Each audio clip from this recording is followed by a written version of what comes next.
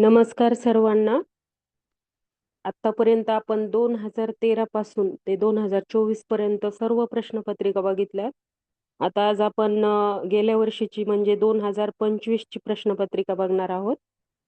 तर लगेच सुरुवात करूया आपण. बघा, पहिला क्वेश्चन आहे, खालील पर्यायांपैकी राष्ट्रपती कोणाची नेमणूक करत नाही? आणि पर्याय आहेत: 1 निवडणूक आयुक्त, 2 पंतप्रधान, 3 राज्यपाल आणि 4 उपराष्ट्रपती.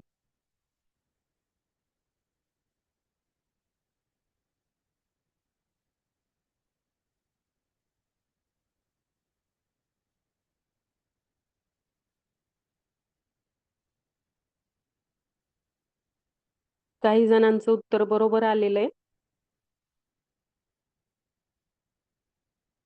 हा, कीर्ती मॅमचं पण बरोबर आहे आणि या अगोदर दोघींनी पण उत्तर करेक्ट दिलेले आहेत.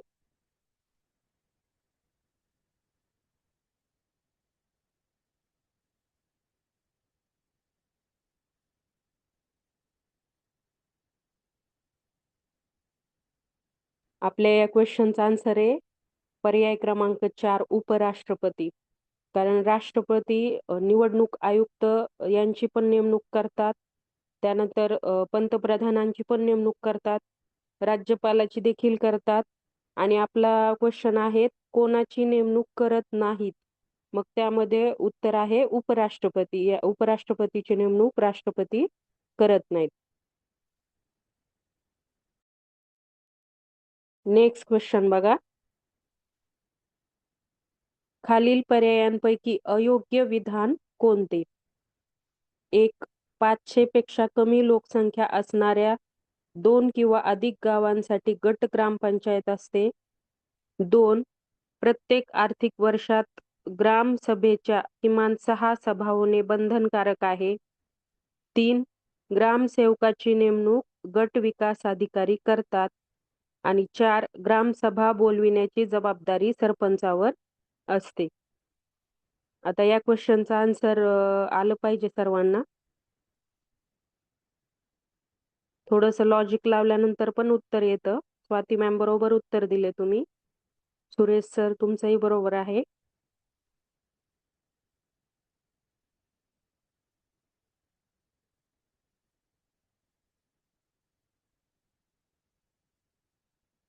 अयोग्य विधान विचारले या ठिकाणी. आपल्याला विचारलंय अयोग्य विधान.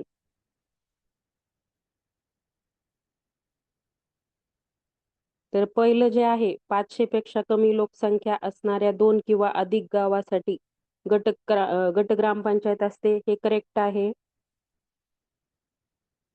त्याच्यानंतर दुसरं आहे प्रत्येक आर्थिक वर्षात ग्रामसभेच्या किमान 6 सभा होणे बंधनकारक आहे.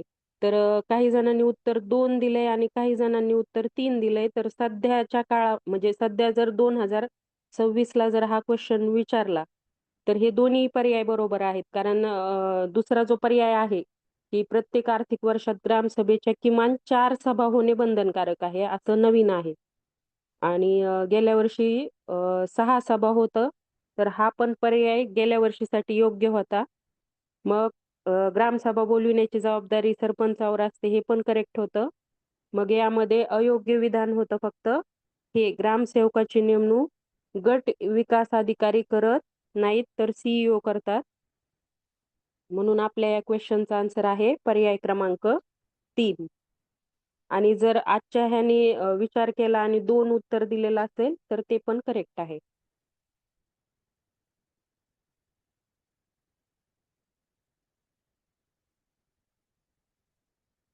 आता नेक्स्ट क्वेश्चन बघा, सूर्यास्तानंतर वाहणारे वारे कोणते? आपण स्ट्रेट बोर्ड जर केलेला असेल व्यवस्थित तर ह्या क्वेश्चनचा आन्सर म्हणजे वाचता क्षणीच आपल्याला पर्यायामध्ये दिसून पडतं. बरोबर उत्तर दिलंय सर्वांनी. कीर्ती मॅम थोडंसं तुम्ही प्रश्न परत एकदा रीड करा.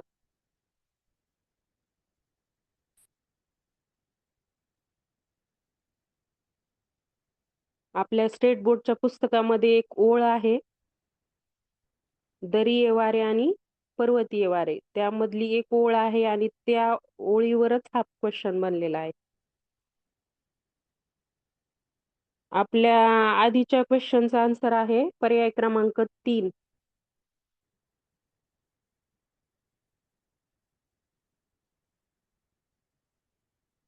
आणि या क्वेश्चनचा आन्सर देखील आपल्या आहे पर्याय क्रमांक 3, पर्वतीय वारे. आपल्या स्टेट बोर्डच्या पुस्तकामध्ये स्पष्ट लाईन दिलेली आहे पर्वतीय वाऱ्यांची वैशिष्ट्ये. त्यामध्ये सूर्यास्तानंतर वाहणारे हे वारे आहे, म्हणून या ठिकाणी पर्वतीय वारे हे याचं उत्तर आहे. आता त्यानंतर नेक्स्ट क्वेश्चन बघा. कोणत्या हवामानात बाष्पीभवनाची क्रिया मंदावते? आता हा क्वेश्चन सर्वांनाच आला पाहिजे, कारण आपण जरी वाचलेलं नाहीये तरी लॉजिक लावून उत्तर काढू शकतो.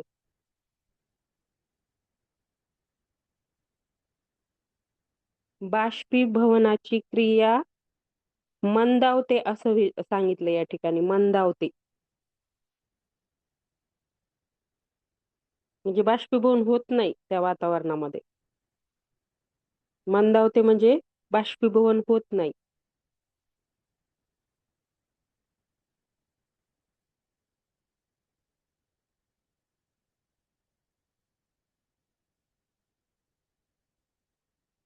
म्हणजे एकदमच होत नाही असं मंदावते. मंदावते याचं म्हणजे कसं, एकदम 100% नाही, परंतु 70-80% पर्यंत, म्हणजे जी क्रिया चालू आहे बाष्पीभवनाची, ती क्रिया थोडीशी तिची स्पीड काय झालीये, कमी झालीये, म्हणजे मंदावणे.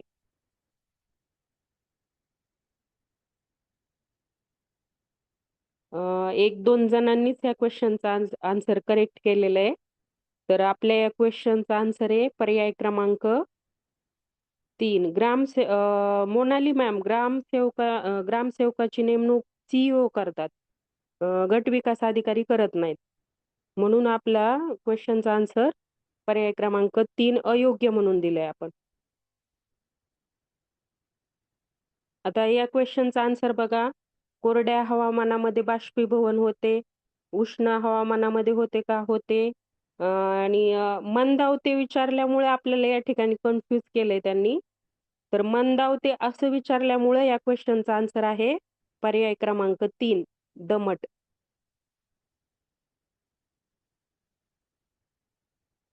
जर बाष्पीभवन होतच नाही असं असतं तर आपण 4 उत्तर देऊ शकलो असतो. हा, बरोबर आहे देवयानी मॅम. आता नेक्स्ट क्वेश्चन बघा. इयत्ता 5वीच्या वर्गातील विद्यार्थी व शिक्षक अलिबाग येथे अभ्यासपूरक कामासाठी गेले, तर त्यांनी कोणत्या अध्यापन पद्धतीचा वापर केला? 1. सहल पद्धती, 2. प्रवास पद्धती, 3. निरीक्षण पद्धती, 4. दिग्दर्शन पद्धती.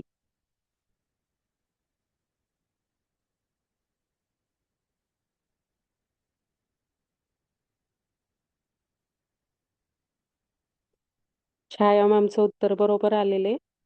रोहिणी मॅमचं पण बरोबर आहे. रेखा मॅम त्यांचंही बरोबर आहे.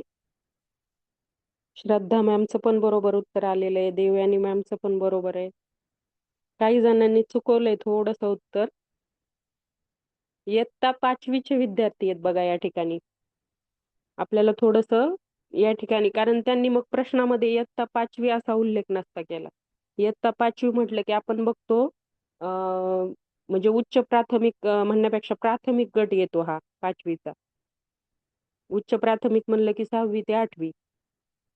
मग इयत्ता 5वीचे विद्यार्थी आहेत आणि त्यांना अभ्यासपूरक कामासाठी गेलेत. तर अध्यापन पद्धतीमध्ये आपण बघू शकता निरीक्षण पद्धती येणार नाही, कारण ते 5वीचे मुलं येतं. दिग्दर्शन पद्धती पण येणार नाही. आणि आता हे फक्त 1 आणि 2 मध्येच कन्फ्युजन आहे. तर आपल्या क्वेश्चनचा आन्सर आहे पहिलं, सहल पद्धती. कारण आपण बघतो प्राथमिक शिक्षण हे आनंददायी शिक्षणावर भर असतो 1ली ते 5वीच्या वर्गांना. म्हणून या ठिकाणी सहल पद्धती हे आपलं करेक्ट उत्तर आहे या क्वेश्चनचं आन्सर.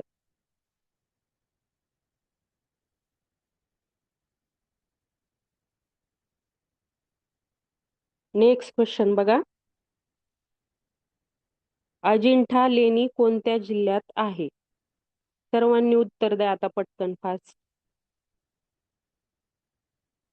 1 जालना, 2 छत्रपती संभाजीनगर, 3 बुलढाणा आणि 4 जळगाव. हा करेक्ट उत्तर आलंय सर्वांचं, फक्त 1 जणांनी चुकवलंय. बाकी सर्वांनी करेक्ट उत्तर दिलंय. बरोबर उत्तर आहे याचं. आपल्या सगळ्यांना माहिती आहे अजिंठा लेणी ही छत्रपती संभाजीनगर या जिल्ह्यात आहे. आता नेक्स्ट क्वेश्चन बघा. खालीलपैकी अदृश्य व्यापार करणारी व्यक्ती कोण? आता बघा हा क्वेश्चन सुद्धा आपण लॉजिक लावून सोडू शकतो. आपण लास्ट टाइम 2024 ची प्रश्नपत्रिका बघितली, तर त्याच्या तुलनेमध्ये तुम्ही बघू शकता 25 ची प्रश्नपत्रिका काठिण्य पातळी त्यांनी बरीच कमी आहे या ठिकाणी.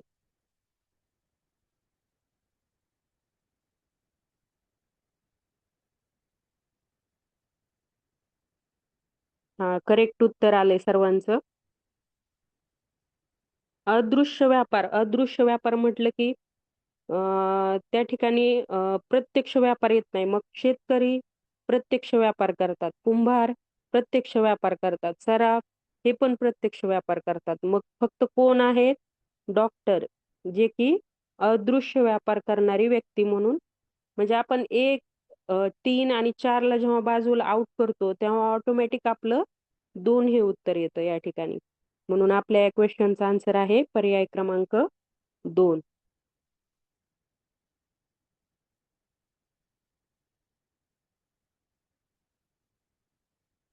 नेक्स्ट क्वेश्चन बघा आता.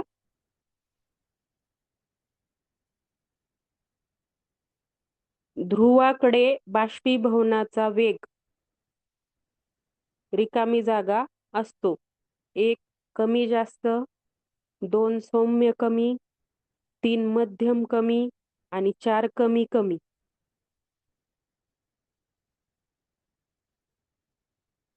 बरोबर उत्तर येतंय सर्वांचं.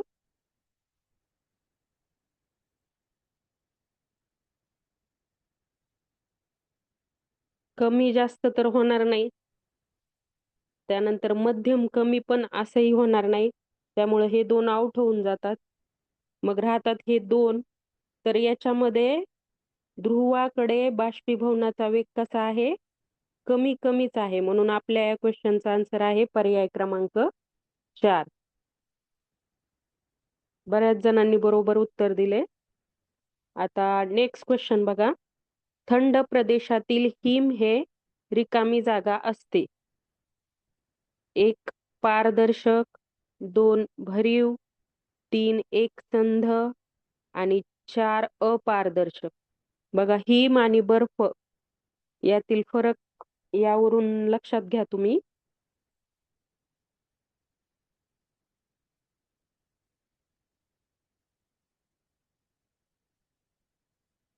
हा बरोबर उत्तर येते सर्वांचं. आपण बघितलंय थंड प्रदेशातील हिम हे या ठिकाणी सुद्धा बघा आपण लॉजिक लावू शकतो. ज्यावेळेस आपण टीव्ही मध्ये एखादं सॉन्ग बघतो त्याच्यामध्ये बर्फाळ प्रदेश असतो, त्या ठिकाणी जे हिम आहे ते आपण बघू शकतो की ते कसं असतं? अपारदर्शक असतं. म्हणून आपल्या या क्वेश्चनचा आन्सर आहे पर्याय क्रमांक 4.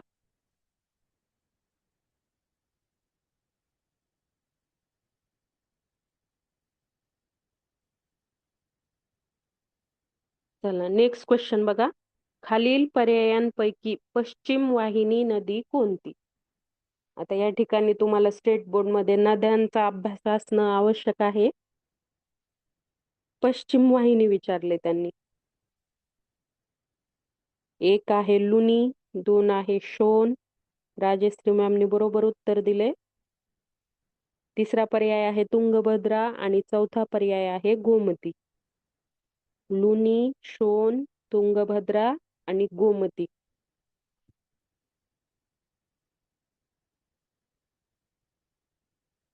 तर आपल्या या क्वेश्चनचा आन्सर आहे पर्याय क्रमांक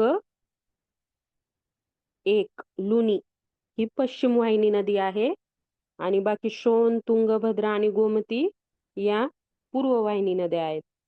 तर यासाठी तुम्हाला एकदाच फक्त काय करा, रिव्हिजन द्या. समजा ज्यांचं चुकलंय ना, त्यांनी परत एकदा फक्त नद्या सगळ्या ओव्हरलुक करा.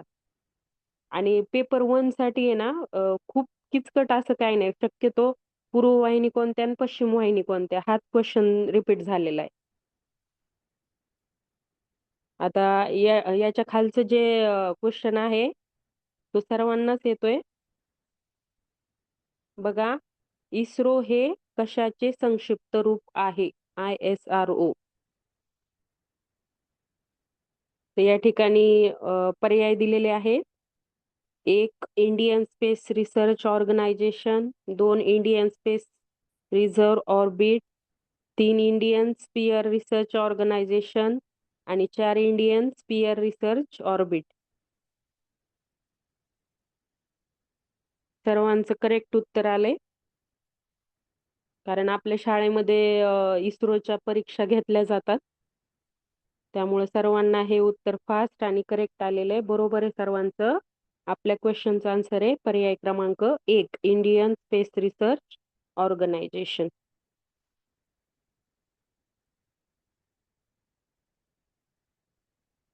आता नेक्स्ट क्वेश्चन बघा.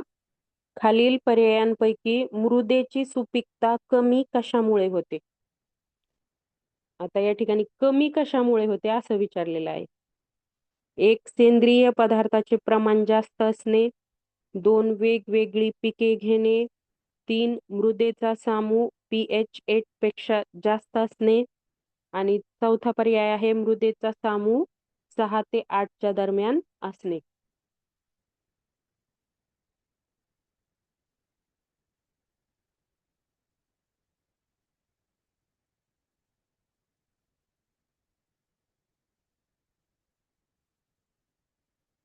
मृदेची सुपीकता कमी विचारलेले या ठिकाणी. कमी कमी कशामुळे होते? तर शक्यतो सर्वांनी बरोबर उत्तर दिले. 1-2 जणांचंच फक्त चुकलेलं आहे. आपल्या या क्वेश्चनचा आन्सर आहे पर्याय क्रमांक 3 मृदेचा सामू pH 8 पेक्षा जास्त असणे. बघा, आता सेंद्रिय पदार्थांचे प्रमाण जास्त असणे हे तर चांगलंच आहे शेतीसाठी. सेंद्रिय पदार्थ म्हटलं की त्यामुळे उत्पन्न वाढतं, सुपीकता वाढते.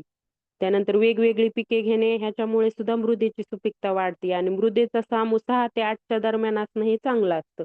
म्हणून आपल्या या क्वेश्चनचा आन्सर आहे पर्याय क्रमांक 3.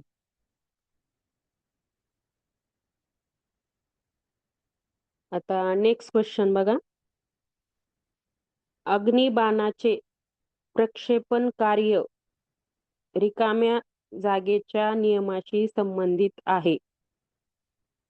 तर 1 आहे न्यूटनचा गतिविषयक पहिला नियम, 2 न्यूटनचा गतिविषयक दुसरा नियम, 3 न्यूटनचा गतिविषयक तिसरा नियम आणि चौथा आहे न्यूटनचा वैश्विक गुरुत्वाकर्षण सिद्धांत. अग्निबाणाचे प्रक्षेपण कार्य हे न्यूटनच्या कोणत्या नियमांशी संबंधित आहे? हा, वैशाली मॅम बरोबर उत्तर दिले तुम्ही.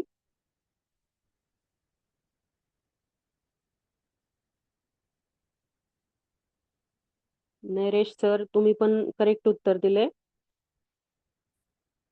आपल्या या क्वेश्चनचा आन्सर आहे पर्याय क्रमांक 3 न्यूटनचा गतिविषयक तिसरा नियम. आता या ठिकाणी परत ज्यांचं चुकलेलं आहे त्यांनी एकदा ते तिन्ही नियम वाचून बघायचे. हे या ठिकाणी दिलेले चारी पण. कारण तुम्ही थोडंसं रिव्हिजन देणंच महत्वाचं असतं या काळामध्ये.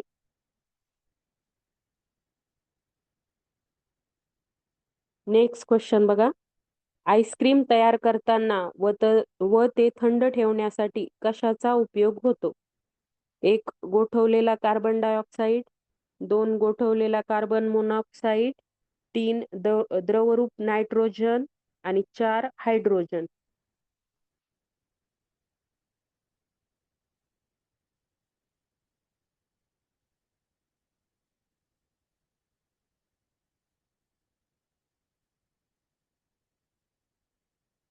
हा, सर्वांचं करेक्ट उत्तर आलेलं आहे याचं. आपल्या क्वेश्चनचा आन्सर आहे पर्याय क्रमांक 1, गोठवलेला कार्बन डायऑक्साईड. आता नेक्स्ट क्वेश्चन बघा.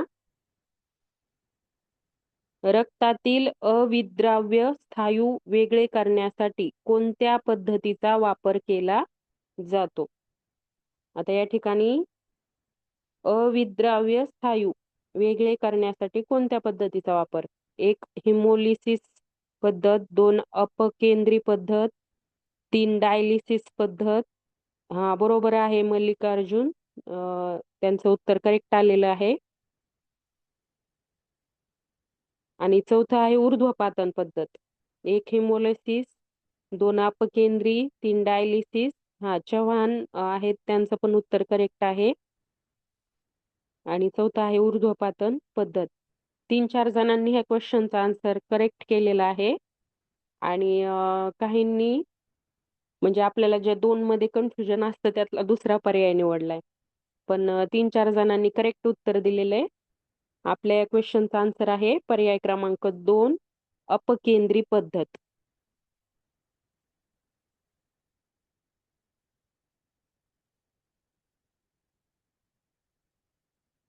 हा, आता नेक्स्ट क्वेश्चन बघा. हिमालयातील नद्यांना उन्हाळ्यात पूर येण्याची क्रिया कोणत्या बदलामुळे घडते? 1 विलयन बदल, 2 संघनन बदल, 3 संप्लवन बदल आणि 4 बाष्पीभवन बदल. सगळ्यांचं उत्तर करेक्ट आलं पाहिजे आणि सर्वांनीच उत्तर दिलं पाहिजे याचं, कारण हा क्वेश्चन रिपीट झालाय आपण बघू शकतो.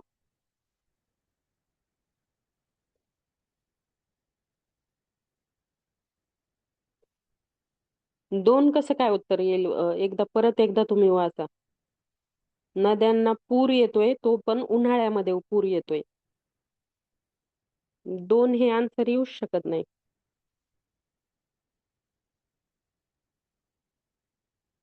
नद्यांना नद्यांना उन्हाळ्यात पूर.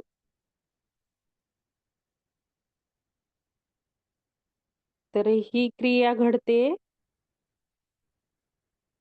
हा, स्वाती मॅमनी करेक्ट उत्तर दिले.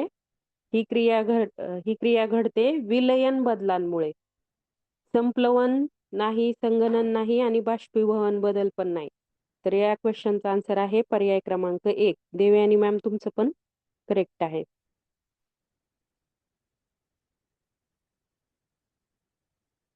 आता नेक्स्ट क्वेश्चन बघा.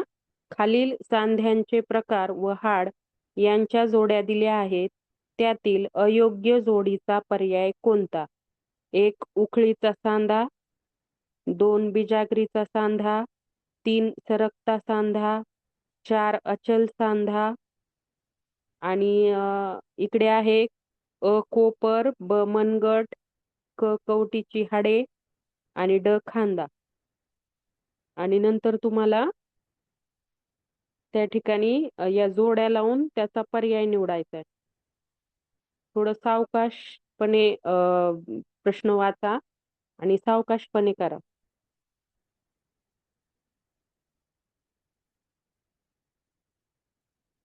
हा, करेक्ट उत्तर येतंय सर्वांचं. करेक्ट उत्तर आहे सर्वांचं. बरोबर आहे. पहिला आपण उखळीचा सांधा बघतो, खांदा. म्हणजे पहिल्याचं असणारा पर्याय कोणता आहे? पर्याय क्रमांक 4. बघा, पर्याय क्रमांक 4 मध्ये पहिल्याचं असणारा म्हणजे तिथंच आपलं उत्तर निघून जाते. नंतरचं आपल्याला वेळ घेण्याची किंवा वाचण्याची सुद्धा गरज नाही. उखळीचा सांधा, खांदा. म्हणून आपल्या या क्वेश्चनचा आन्सर आहे पर्याय क्रमांक 4.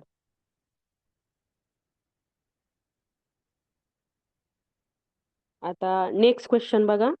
DOT डॉट ही उपचार पद्धती कोणत्या आजारासाठी वापरली जाते? 1 कावीळ, 2 विषमज्वर, 3 मलेरिया आणि 4 क्षयरोग.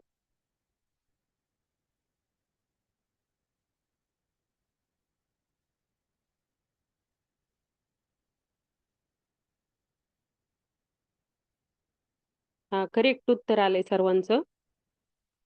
आपल्या या क्वेश्चनचा आन्सर आहे पर्याय क्रमांक 4, क्षयरोग.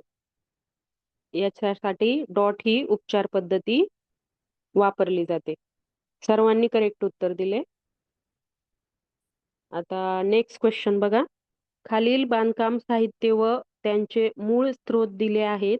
त्यातील विसंगत जोडी ओळखा. 1 वाळूपासून काच, 2 मातीपासून विटा, 3 कास्यापासून लोखंड आणि 4 चुनखडीपासून सिमेंट.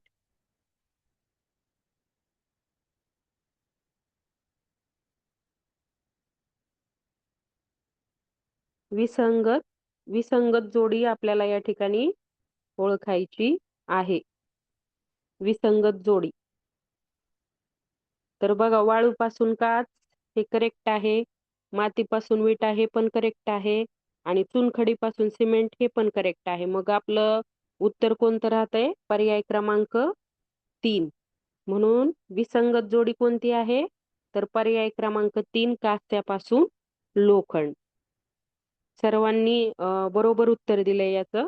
फक्त काही जणांचं चुकलं, बाकी सर्वांनी बरोबर दिलं. नेक्स्ट क्वेश्चन बघा. जिभेवरच्या छोट्या छोट्या उंचवट्यांना रिकामी जागा म्हणतात. 1 रुचिनलिका, 2 रुचिकलिका, 3 रुचिकर्णिका आणि 4 स्वादनलिका. हा, या क्वेश्चनचं पण उत्तर सर्वांचं फास्ट पण आले आणि करेक्ट आले. हा, बरोबर आहे सर्वांचं. तर या क्वेश्चनचा आन्सर आहे पर्याय क्रमांक 2, रुचिकलिका. हे बाकीचे आपल्याला कन्फ्युज करायला दिलेत फक्त.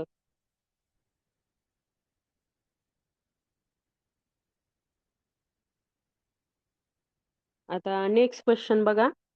छत्रपती शिवाजी महाराजांचे विश्वासू सहकारी व त्यांची जबाबदारी यांची अयोग्य जोडी कोणती? तर 1 आहे पायदळातील अधिकारी नूर बेग, 2 आरमार दलातील अधिकारी मुहम्मद कुली खान आणि 3 स्वराज्यातील सरदार सिद्दी हिलाल आणि 4 शिवरायांचा वकील काझी हैदर.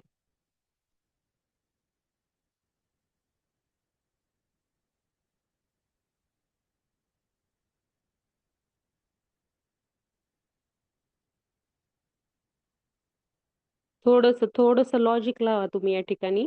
आपल्याला छत्रपती शिवाजी महाराजांना आपण आरमार आरमार दलाचे प्रमुख म्हणतो.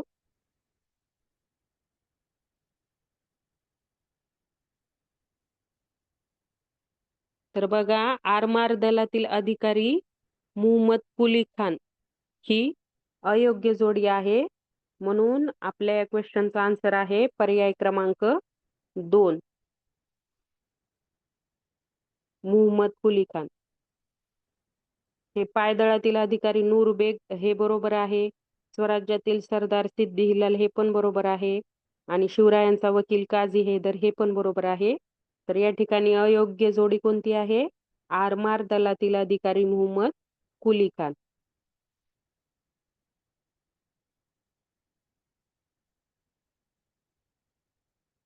नेक्स्ट क्वेश्चन बघा. रियासतकार गो. स. सरदेसाई यांनी स्थिर बुद्धी या विशेषणाचा वापर कोणाच्या संदर्भाने केला आहे? 1 छत्रपती संभाजी महाराज, 2 कीर्ती मॅमचं करेक्ट आहे, 2 छत्रपती राजाराम महाराज, 3 महाराणी ताराराणी आणि 4 छत्रपती शिवाजी महाराज. वैशाली मॅम तुमचंही करेक्ट आहे, छाया मॅम तुमचंही करेक्ट आहे. असंच क्वेश्चन सोडवणं खूप महत्वाचं आहे, कारण वेळ वाचतो आपला. वाचता क्षणीच आपल्याला हे उत्तर समजतं, लक्षात येतं. फक्त थोडस स्टेट बोर्डचा अभ्यास लागतो यासाठी. 4थी आणि 7वी आणि 5वीचं परिसर अभ्यास म्हणजे इतिहास वाचला की शक्यतो हे क्वेश्चन आपले चुकतच नाहीत. बरोबर आहे उत्तर. काही जणांचं चुकलेलं आहे या क्वेश्चनचा आन्सर. तर या क्वेश्चनचा आन्सर आहे छत्रपती राजाराम महाराज.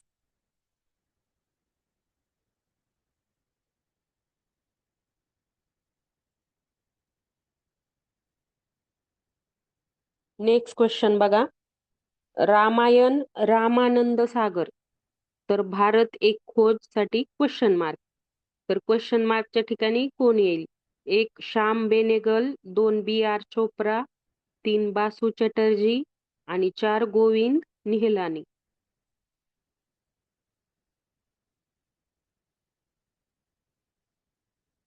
हा करेक्ट उत्तर दिले राजश्री मॅम, तुम्ही, मोनाली मॅम, सर्वांचंच करेक्ट उत्तर आलेलं आहे.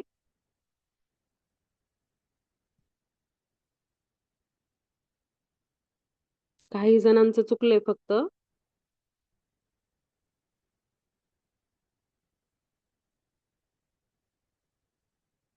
तर आपल्या क्वेश्चनचा आन्सर आहे पर्याय क्रमांक एक, श्याम बेनेगल. हे भारत एक खोजसाठी श्याम बेनेगल यांचं नाव आहे.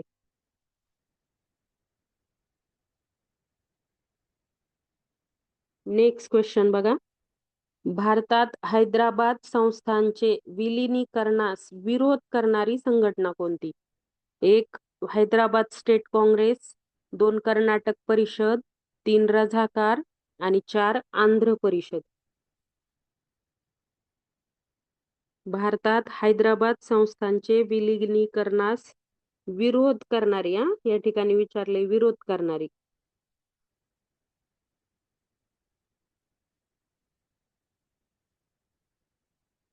विरोध करणारी.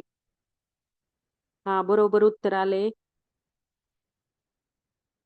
करेक्ट आले उत्तर. दोन तीन जणांचं चुकलंय, बाकी सर्वांनी करेक्ट उत्तर दिले. तर भारतात हैदराबाद संस्थानच्या विलिनीकरणास विरोध कोणी केलेला आहे? तर रझाकार. हे या क्वेश्चनचं आन्सर आहे, पर्याय क्रमांक 3.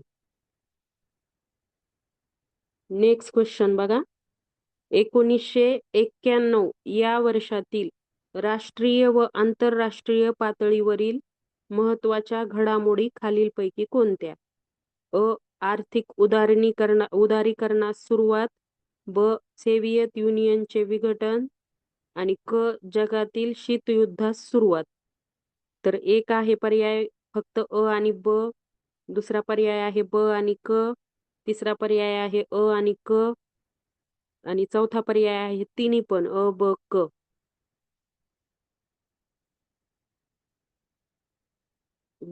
करेक्ट उत्तर दिलंय. ज्यांनी करेक्ट उत्तर दिलंय याचा अर्थ तुम्ही छान अभ्यास झालेला आहे तुमचा.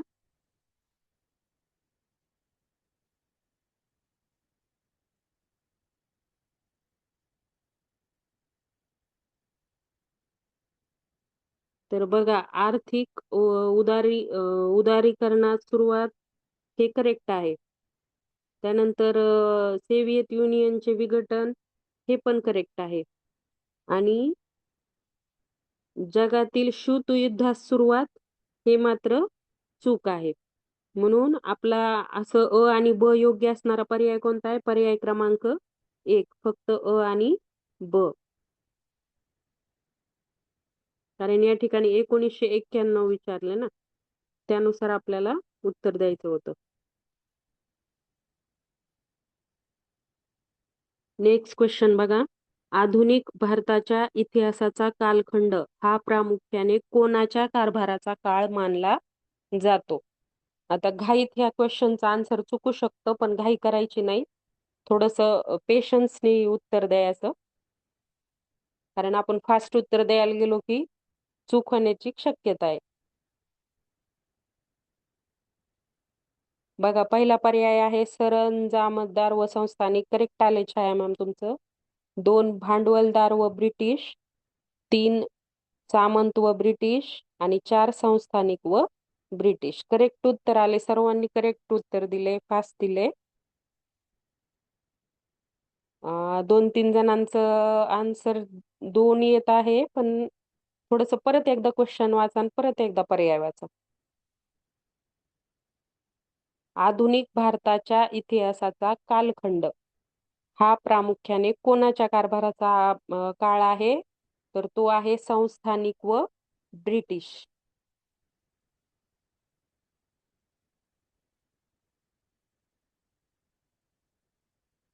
पर्याय क्रमांक 4 हे याचं उत्तर आहे. आता नेक्स्ट क्वेश्चन बघा. महाराष्ट्र राज्य पाठ्यपुस्तक निर्मिती व अभ्यासक्रम संशोधन मंडळ ही संस्था विद्यार्थ्यासाठी कोणते मासिक प्रकाशित करते? 1 किशोर, 2 किलबिल, 3 जीवन शिक्षण आणि 4 शिक्षण संक्रमण.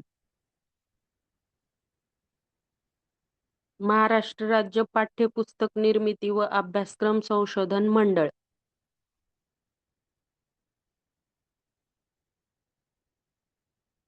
हा, बरोबर उत्तर आले.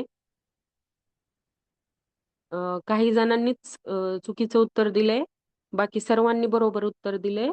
तर आपल्या या क्वेश्चनचा आन्सर आहे पर्याय क्रमांक 1 किशोर. हे आपल्या क्वेश्चनचं आन्सर आहे.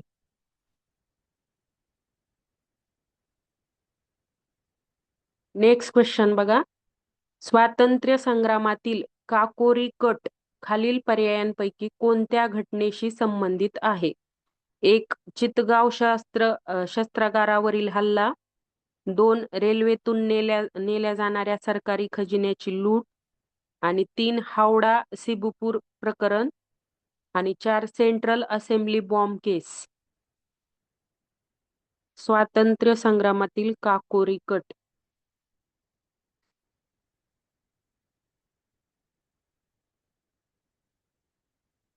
हा, बऱ्याच जणांनी करेक्ट उत्तर दिलं याचं.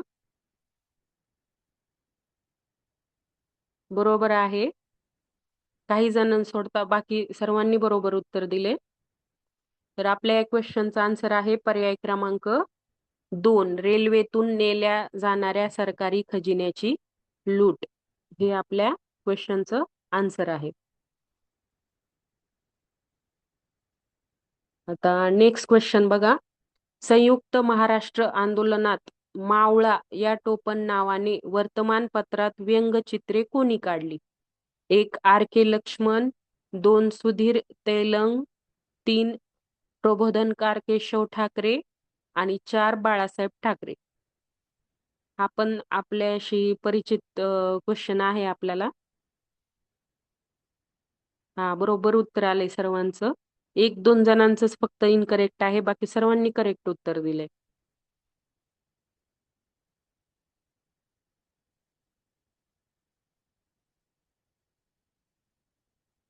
बरोबर आहे सर्वांचं. आपल्या क्वेश्चनचा आन्सर आहे पर्याय क्रमांक 4 बाळासाहेब ठाकरे. हे 2-3 जणांनी सोडता बाकी सर्वांनी करेक्ट उत्तर दिले.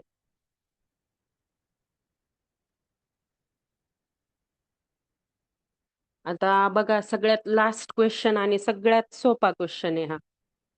म्हणजे आपण बघू शकतो हा चौथ्यांदा रिपीट झालाय. आपण आतापर्यंत म्हणजे 9 प्रश्नपत्रिका झालेल्या आहेत. 2013 पासून 25 पर्यंत 9 आणि प्लस एक मी तुम्हाला मिक्स असलेली प्रश्नपत्रिका घेतली होती पहिल्या दिवशी फर्स्ट डेला. म्हणजे अशा एकूण आपण 10 प्रश्नपत्रिका सॉल्व्ह केल्यात. तर त्या 10 प्रश्नपत्रिकेमध्ये जवळपास तुमचे म्हणजे 300 प्रश्नांचा सराव झालाय. आणि तुम्ही बघू शकता 30 मध्ये 10 क्वेश्चन तर रिपीटच होतात. म्हणजे इतिहासमध्ये 1-2-3, भूगोलामध्ये 1-2, त्याच्यानंतर विज्ञानामध्ये 2-3, असे मिळून जवळपास 8-9 क्वेश्चन तर हमखास रिपीट होतात.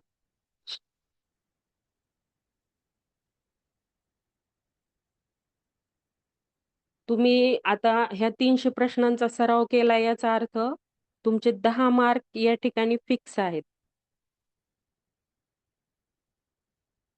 कारण या 300 प्रश्नांमधीलच 8-9 क्वेश्चन तर 100% रिपीट होतात.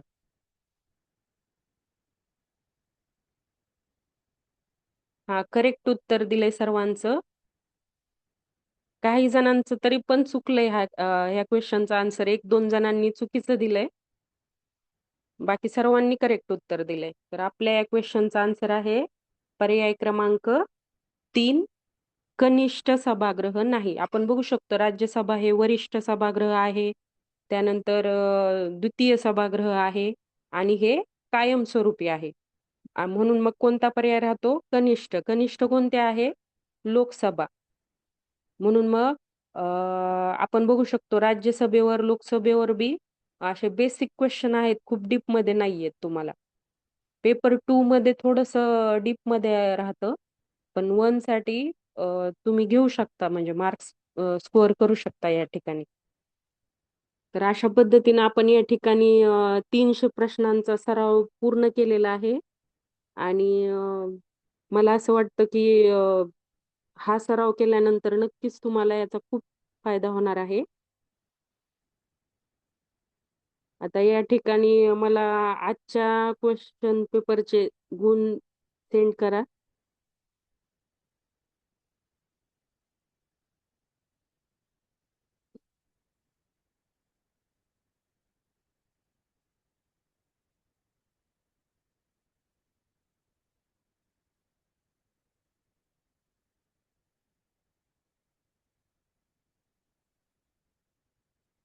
मोनाली मॅम, त्या क्वेश्चनमध्ये तुम्हाला मोस्ट ॲप्रिशिएट म्हणजे कधी-कधी असं असतं, की तुम्ही 2 क्वेश्चनचे आन्सर मिळते-जुळते असतात.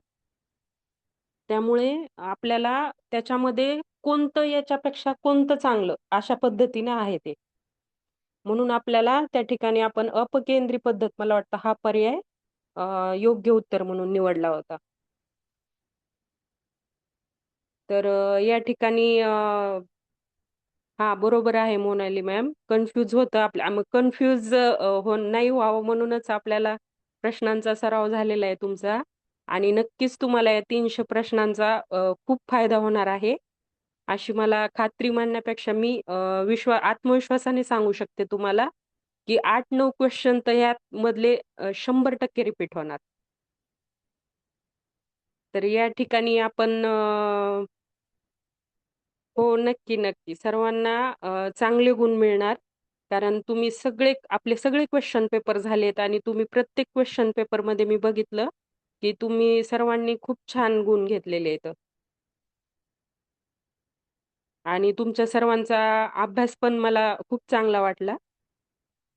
हां, आजच्या क्वेश्चनला बी म्हणजे आजच्या प्रश्नपत्रिकेला पण छान मार्क्स आले तुमचे. तर या ठिकाणी थांबूया आपण.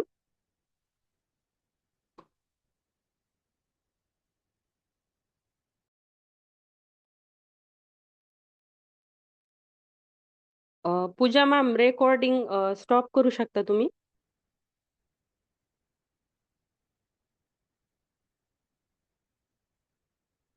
हॅलो, पूजा मॅम आहेत का?